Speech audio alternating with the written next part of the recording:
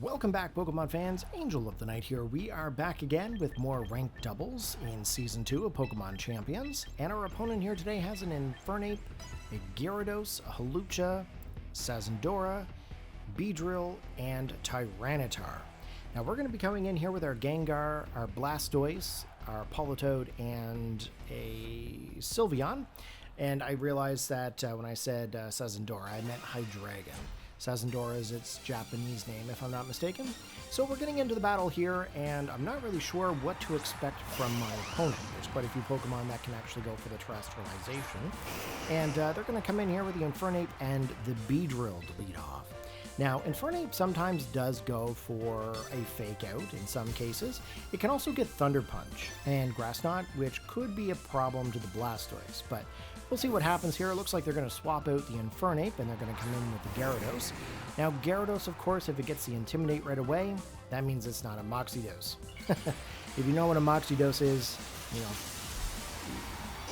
I don't have to explain.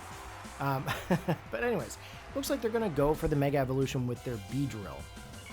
Now that's kind of interesting because you don't really see too many Mega Beedrill running around. So we are going to Mega Evolve our Blastoise. And we are going to go for the Fake Out into the Infernape slot, as of course I was predicting it to attack the Blastoise. They ended up going for the knockoff with the Beedrill, and of course that knocks off the Focus Sash, or in this case activates the Focus Sash, and does a crazy amount of damage, of course. But luckily for us, we managed to get the Trick Room pulled off here, and we've reversed the speed from slow to fast to flat, fast to slow for the next 5 turns. Now we are going to go for the Shadow Ball into the Gyarados, and of course we are going to go for the Water Spout with the Blastoise, in hopes that we can actually do some damage to both parties.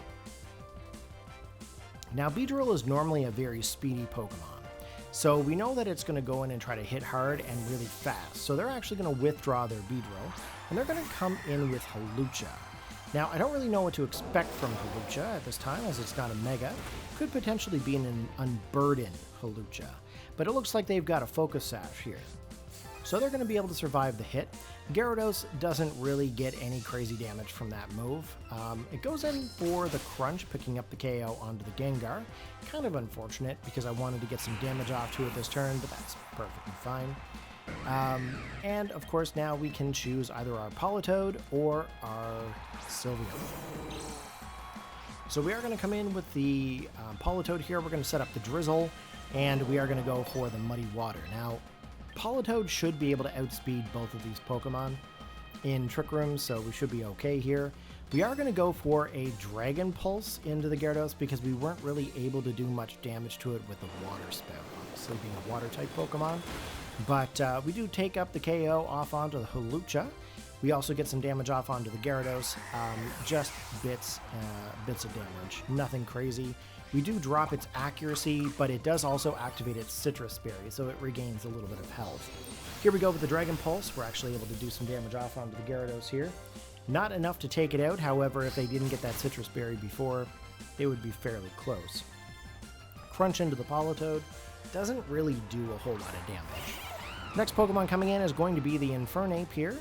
And of course, we are going to stick with our Muddy Water strategy as well. We are also going to go for the Water Spout. Now, Infernape probably could go for like a Fake Out here. It looks like they're going to activate a Quick Claw, meaning it's going to be able to act faster than normal. There's the Thunder Punch. That does quite a bit of damage to the Blastoise, and it's going to actually cut our Water Spout damage also. We do pick up the KO with the Infernape with the Muddy Water, and that's pretty awesome. Infernape's down.